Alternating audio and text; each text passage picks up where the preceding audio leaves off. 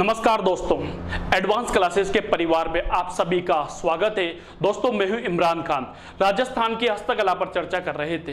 राजस्थान की हस्तकला के अंदर दोस्तों काफी कुछ अपन ने बात कर ली थी। आज दोस्तों उसी सिलसिले को आगे बढ़ाते हैं। तो दोस्तों अपन बात करते हैं राजस्थान की हस्तकला के अंतर्गत। अब बात करेंगे अपन काष्ठ कला। दोस्तों काष्ठ कला जो फेमस है उसका ध्यान रखना दोस्तों, ये फेमस है आपके बस्सी की। कहां की दोस्तों? बस्सी। और बस्सी जो है दोस्तों ये आता है आपके चित्तौड़ के अंदर। कहां पर आएगा दोस्तों? चित्तौड़ के अंदर। दोस्तों ध्यान देना, बस्सी कहां पर आता है? चित्तौड़ के अंदर। दोस्तों एक बस्सी जयपुर में भी आता है, लेकिन ये वाला जो बस्सी है दोस्तों कहां पर आता है? चित्तौड़ के अंदर आता है। तो काष्ठ कला कहां की फेमस है? बस्सी चित्तौड़ की फेमस है। अब दोस्तों बात करते हैं, एक सेकेंड रुकिए। दोस्तों बस्सी की बात करें या काष्ठ कला की बात करें तो दोस्तों काष्ठ का मतलब होता है लकड़ी। तो जो लकड़ी का जो काम करता है ना दोस्तों, लकड़ी का काम करने वाला, दोस्तों जो लकड़ी का काम करता है, जो भी व्यक्ति लकड़ी का काम करेगा दोस्तों उसे खाती कहा जाता है। क्या कहा जाता है दोस्तों? उसे खाती कहा जाता है। दोस्तों उसे बढ़ई भी कहा जाता है और दोस्तों उसे आपके सुथार भी कहा जाता है। क्लियर दोस्तों? तो जो लकड़ी का जो भी काम हो, चाहे फर्नीचर का काम हो, किसी भी प्रकार का लकड़ी का जो काम करता है दोस्तों उसे खाती कहा जाता है, सुतार कहा जाता है और दोस्तों उसे बढ़ई भी कहा जाता है। क्लियर? अब बात करते हैं दोस्तों ये जो लकड़ी का काम है मतलब काष्ठ कला। काष्ठ कला दोस्तों, काष्ठ कला कहां की फेमस है? आपके बस्सी की फेमस है। कहां की बेटा? बस्सी की। और बस्सी कहां पर आता है दोस्तों? आपके चित्तौड़ के अंदर आता है। बस्सी चित्तौड़ की फेमस है भाई। क्लियर दोस्तों? और दोस्तों इसके जो जन्मदाता माने जाते हैं, इंपॉर्टेंट क्वेश्चन है दोस्तों कि काष्ठ कला के जन्मदाता कौन हैं बस्सी चित्तौड़ के अंदर। दोस्तों बस्सी चित्तौड़ के अंदर काष्ठ कला के जो जन्मदाता माने जाते हैं वो दोस्तों आपके माने जाते हैं प्रभात जी सुतार। प्रभात जी सुतार ये आपके काष्ठ कला के प्रमुख कलाकार माने जाते हैं। तो आपसे एग्जामिनर पूछे कि काष्ठ कला के प्रमुख कलाकार कौन हैं बस्सी के, या जन्मदाता कौन है, तो वह है प्रभात जी सुतार। क्लियर दोस्तों? एक बार बता दीजिए मेरे को आप लोग कि काष्ठ कला कहां की फेमस है दोस्तों? बस्सी चित्तौड़ की। कहां की बेटा? बस्सी चित्तौड़। लेकिन दोस्तों ये बस्सी चित्तौड़ की फेमस नहीं थी दोस्तों, ये फेमस थी आपके मालपुरा की। मालपुरा आता है टोक के अंदर। मालपुरा टोक की फेमस थी। लेकिन दोस्तों यहां के गोविंद सिंह जी, नाम याद रखना दोस्तों, गोविंद सिंह जी इस कला को बस्सी से कहां पर लेकर, मालपुरा से कहां पर लेकर आ गए? बस्सी चित्तौड़ में। तो मालपुरा की फेमस थी, लेकिन अब कहां की है? पहले मालपुरा की थी, अब कहां की है? बस्सी की। तो मालपुरा से बस्सी आई गई, तो मालपुरा से बस्सी में लाने का श्रेय किसे दिया जाता है? तो किसे दिया जाएगा? गोविंद सिंह जी को। क्लियर? तो दोस्तों पहले यह कला कहां की थी दोस्तों? मालपुरा की। मालपुरा की प्रसिद्ध थी।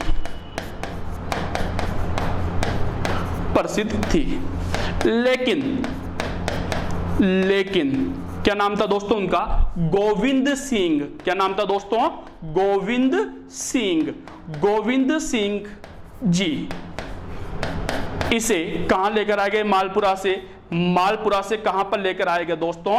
बस्सी लेकर आए दोस्तों, बस्सी लेकर आए। आगे बेटा हूं समझ में? तो दोस्तों ये मालपुरा की फेमस थी, लेकिन दोस्तों ये हमारे बस्सी के अंदर आ गई। तो बस्सी के अंदर जो लाने का श्रेय दिया जाता है वो दोस्तों किसे दिया जाता है? किसे दिया जाता है दोस्तों? वो आपके गोविंद सिंह जी को दिया जाता है। अब काष्ठ कला के अंदर यानी लकड़ी का कौन कौन सा काम होता है वो देखिए आप लोग। देखिए लकड़ी का कौन कौन सा काम होता है वो भी देखिए आप लोग। तो लकड़ी का कार्य अंदर बात करें, सबसे पहले बात करता हूं मैं नंबर 1 लकड़ी के अंदर बात करते हैं तो सबसे पहले बात करता हूं मैं कमंडल। लकड़ी का कौन कौन सी चीजें बनी होती है दोस्तों? ध्यान दीजिएगा। कमंडल। अब कमंडल क्या होता है दोस्तों? तो साधु सन्यासियों के हाथ में देखा होगा आप लोगों ने, लकड़ी का एक पात्र होता है जिसके अंदर जल भरा हुआ होता है, जिसके अंदर गंगा जल भरा होता है, जल भरा होता है। वो जो लकड़ी का पात्र होता है जो साधु सन्यासियों के हाथ में होता है दोस्तों, उसे क्या कहा जाता है? कमंडल कहा जाता है। क्लियर दोस्तों, लिखाने की कोई जरूरत नहीं है, समझ में आ जाए। कमंडल क्या होता है? लकड़ी का पात्र होता है जो साधु सन्यासियों के हाथ में होता है। ठीक है दोस्तों, अगला नंबर 2 पर आता है। नंबर 2, नंबर दूसरी पे दोस्तों लकड़ी का बना हुआ चीज आती है दोस्तों आपके पातड़ा। शब्दावली में पूछ लिया जाता है इसलिए बता रहा हूं दोस्तों आप लोगों को। पातड़ा क्या होता है दोस्तों? पातड़ा को तो लिखा देता हूं मैं कि साधु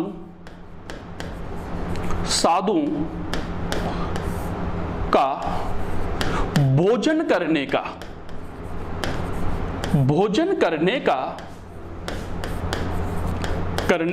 लकड़ी का पात्र।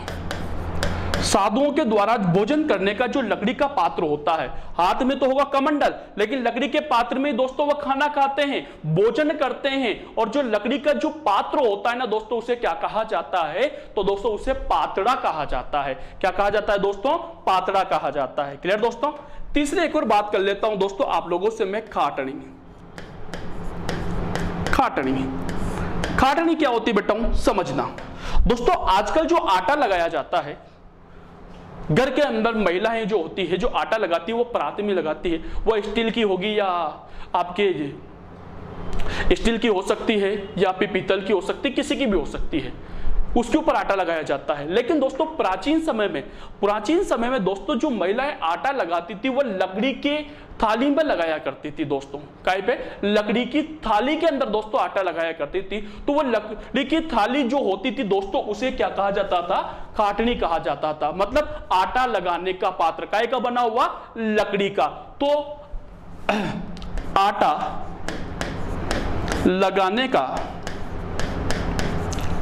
लगाने का लकड़ी का पात्र। दोस्तों ये से क्वेश्चन शब्दावली में पूछ लिए जाते हैं, इसलिए मैं इन पर गौर कर रहा हूं। क्लियर दोस्तों। अब आ जाओ दोस्तों अलग बात कर लेते हैं। नंबर 4 पर बात कर लेता हूं मैं आप लोगों से। नंबर 4 मेरे पास आता है दोस्तों, समझना, कावड़ दोस्तों लकड़ी की बनी हुई होती है। और लकड़ी की बनी है तो दोस्तों कहां की फेमस होगी? आपके बस्सी की। और बस्सी कहां पर आता है? चित्तौड़ के अंदर।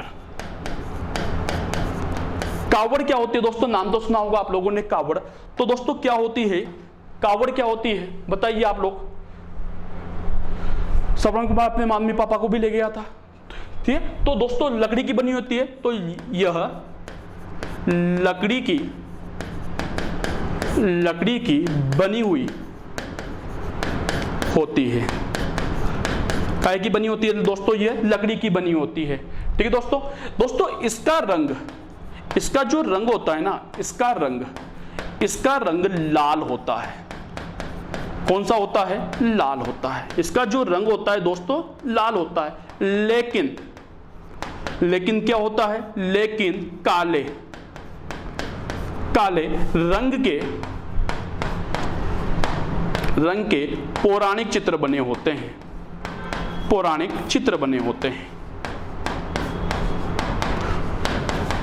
दोस्तों ये ऐसे तो लाल रंग की होती है, लेकिन उस लाल रंग के ऊपर ही क्या होता है कि काले रंग के पुराण के चित्र बना दिए जाते हैं। उन्हें क्या कहा जाता है? कावड़ कहा जाता है। क्लियर दोस्तों।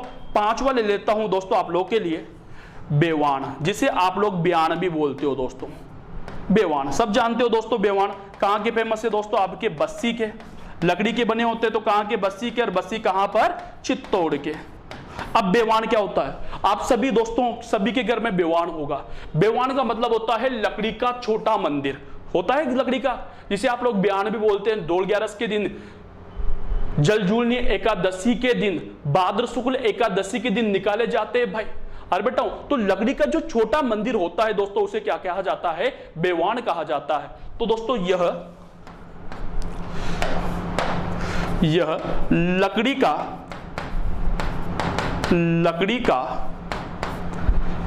का बना छोटा मंदिर होता है।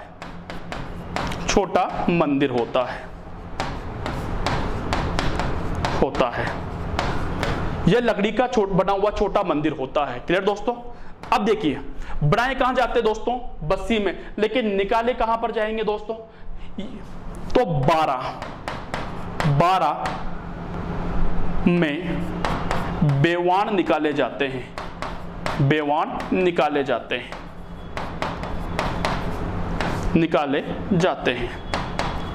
तो जो बेवान निकाले जाते हैं दोस्तों वो कहां पर निकाले जाते हैं, 12 के अंदर निकाले जाते हैं। क्लियर दोस्तों, यहां तक कोई डाउट किसी बच्चे को? नॉर्मल बात है दोस्तों जो समझाने वाली है। क्लियर दोस्तों, अब अगली बात कर लेता हूं मैं आप लोगों से। नंबर 6 अब डायरेक्ट बात करेंगे नक्काशीदार फर्नीचर। नक्काशीदार फर्नीचर,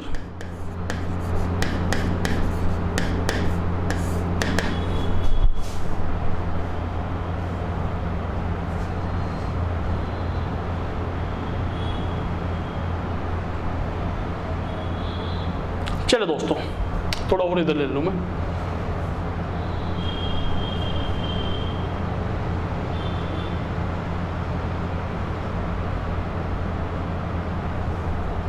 चलो हो जाएगा। नक्काशीदार फर्नीचर दोस्तों, बात करते हैं नक्काशीदार फर्नीचर जो है वो कहां के हैं दोस्तों। तो नक्काशीदार फर्नीचर जो है दोस्तों ये आपके फेमस है बीकानेर के। कहां के बेटाओं? बीकानेर के फेमस है।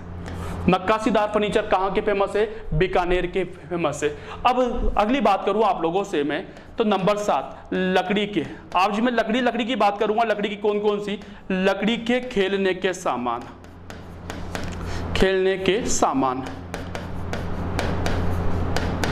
दोस्तों। लकड़ी के जो खेलने के जो सामान फेमस है ना दोस्तों, ये फेमस है आपके हनुमानगढ़ के। कहां के दोस्तों?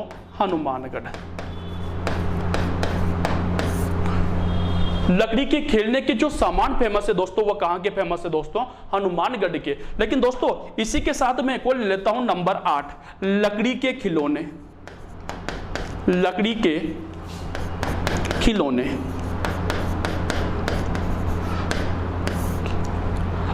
अब दोस्तों दोनों में अंतर है, खेलने के सामान और खिलौने दोनों में अंतर है। अब आपसे पूछा जाए कि लकड़ी के खिलौने कहां के फेमस है भाई? लकड़ी के खिलौने जो फेमस है दोस्तों ये फेमस है आपके गडरा रोड। गडरा रोड, और गडरा रोड दोस्तों कहां पर आता है? बाड़मेर के अंदर आता है। क्लियर दोस्तों। नंबर 9 पर बात कर लेता हूं आप लोगों से। देखो कितनी सारी चीजें हैं। लकड़ी के कृषि के औजार, कृषि के औजार। तो कोई बताएगा मेरे को लकड़ी के कृषि के औजार कहां के फेमस है? 2 स्थानों के फेमस है भाई, दोनों के नाम बताना है। तो एक तो आता है दोस्तों आपके नागौर। कहां पर दोस्तों? नागौर के अंदर। और एक गांव है दोस्तों आपके गजसिंहपुर। ये गजसिंहपुर आता है दोस्तों गंगानगर के अंदर। यहां के फेमस है दोस्तों।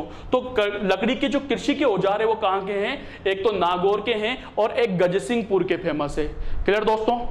नंबर 10 पर बात कर लेता हूं आप लोगों से। नंबर 10 ध्यान दीजिएगा, चंदन का कार्य। चंदन का कार्य, चंदन भी लकड़ी होती है दोस्तों। तो चंदन का जो कार्य किया जाता है वो किया जाता है दोस्तों आपके चूरू के अंदर। कहां पर किया जाएगा दोस्तों? चूरू के अंदर किया जाएगा। क्लियर बेटा। नंबर 11 पर बात कर लेता हूं आप लोगों से। लकड़ी के आभूषण। तो दोस्तों लकड़ी के जो आभूषण तैयार किए जाते हैं, लकड़ी के जो आभूषण बनाए जाते हैं वो एक गांव आता है दोस्तों आपके नाई गांव। और नाई गांव दोस्तों आपके आता है उदयपुर के अंदर। चलिए दोस्तों, तो लकड़ी से संबंधित कुछ महत्वपूर्ण जानकारियां थी, उसके बारे में थोड़ी सी जानकारी थी, उतार लीजिए, स्क्रीनशॉट ले लीजिए आप लोग। चलो चलिए दोस्तों अगला नंबर 11। नंबर 11 है दोस्तों लकड़ी की कठपुतली।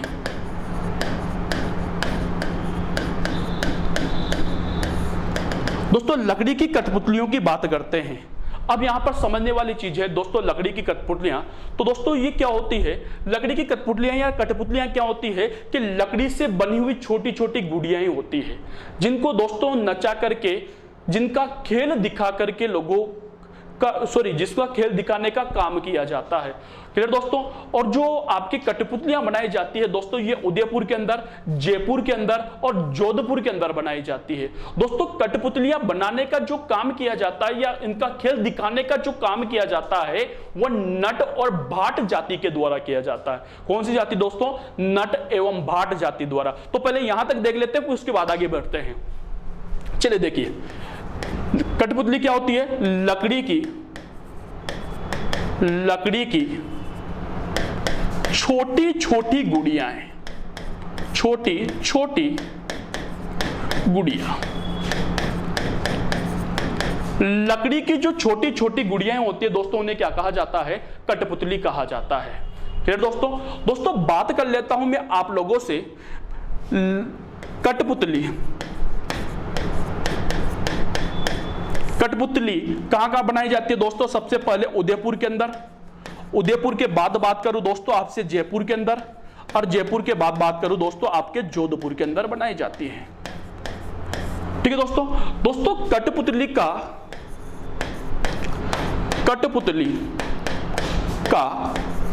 खेल दिखाने वाले, इसका खेल दिखाया जाता है दोस्तों, खेल दिखाने वाले कठपुतली का जो खेल दिखाते हैं ना दोस्तों, वह आपके नट एवं भाट जाति के होते हैं। इसका जो खेल दिखाने का जो काम करते हैं वह कौन करते हैं? एक तो आपके नट जाति और भाट जाति के लोगों के द्वारा किया जाता है। क्लियर दोस्तों। आगे बात कर लेता हूं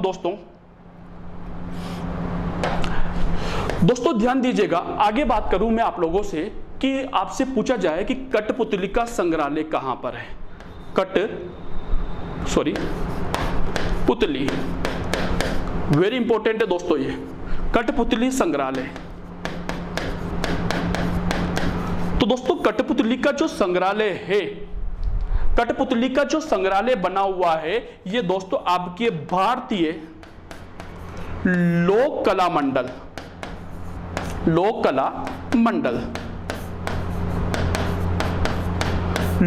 मंडल उदयपुर में बना हुआ है। कठपुतली का जो संग्रहालय बना हुआ है भारतीय लोक कला मंडल उदयपुर के अंदर बना हुआ है दोस्तों ये।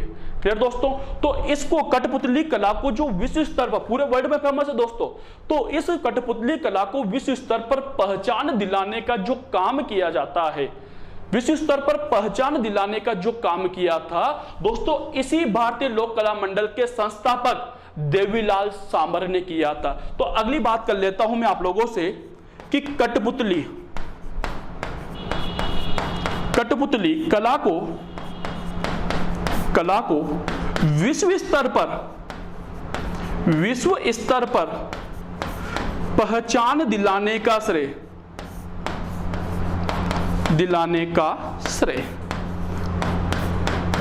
कठपुतली कला को विश्व स्तर पर पहचान दिलाने का जो श्रेय दिया जाता है वह किसे दिया जाएगा दोस्तों? वह किसे दिया जाएगा? वह देवीलाल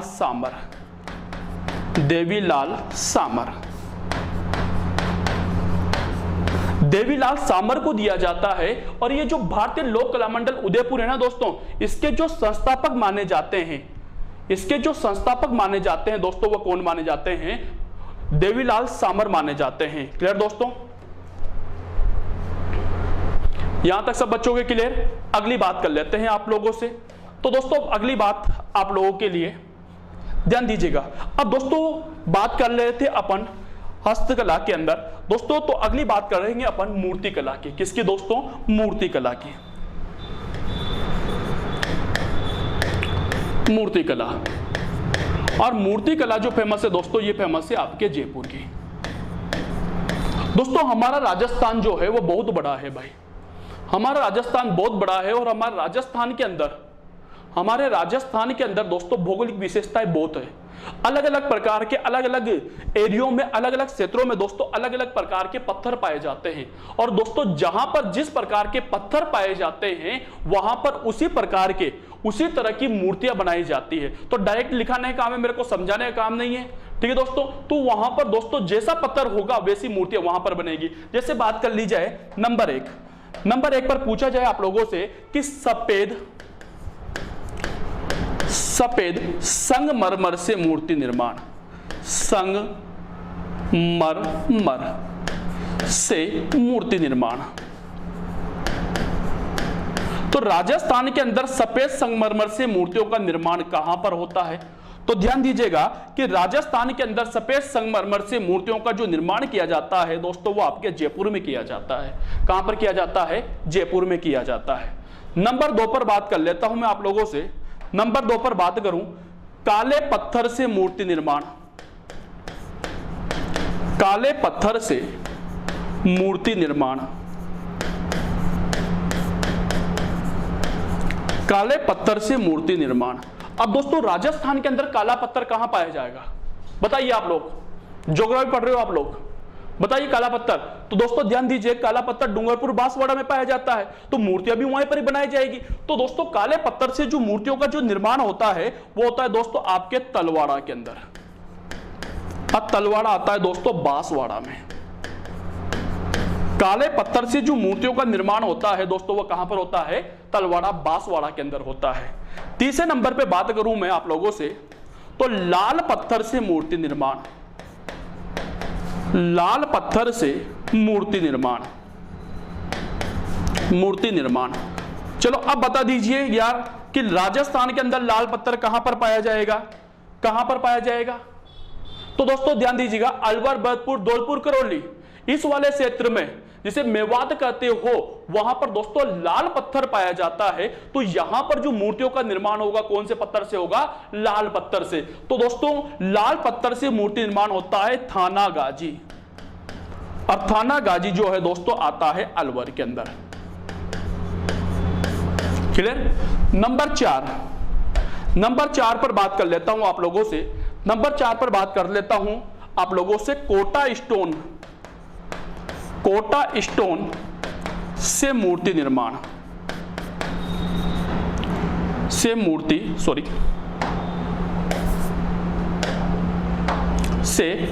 निर्माण। तो राजस्थान में कोटा स्टोन कहां पर पाया जाएगा? अरे कोटा स्टोन कहां पर पाया जाएगा? तो कहां पर पाया जाएगा? कोटा के अंदर भाई। क्लियर दोस्तों? अगला है नंबर 5 पर बात कर लूं आप लोगों से, तो बात कर लेता हूं मैं आप लोगों से मोलेला कला। मोलेला कला। मोलेला कला जो फेमस है दोस्तों, ये आपके एक गांव आता है, इसे ही, इस मोलेला कला को ही दोस्तों ध्यान दीजिएगा, इस मोलेला कला को ही दोस्तों आपके टेराकोटा भी कहा जाता है। मोलेला कला को ही क्या कहा जाता है? टेराकोटा कहा जाता है। और ये जो फेमस है ना दोस्तों, ये गांव है एक मोलेला, मोलेला गांव। और जो मोलेला गांव आता है ना, ये आता है आपके राजसमंद के अंदर। अब बात की जाए कि मोलेला गांव के अंदर दोस्तों ये टेराकोटा क्या होता है। दोस्तों नवरात्र आते हैं, गणेश चतुर्थी आती है, तो आप लोग दोस्तों अपने गांव के अंदर, अपने मोहल्लों के अंदर, अपने एरिया के अंदर दोस्तों मूर्ति की स्थापना करते हो। वो जो मूर्ति होती है ना दोस्तों, काय की बनी होती है? मिट्टी की बनी होती है। वो जो मिट्टी की जो मूर्ति होती है, काय की? मिट्टी की। वो जो मिट्टी की जो मूर्ति होती है दोस्तों, उसे क्या कहा जाता है? टेराकोटा। तो आपको याद रहे इसलिए दोस्तों मैं यहां पर लिख देता हूं, ध्यान दीजिएगा। मिट्टी से, काय से दोस्तों? मिट्टी से।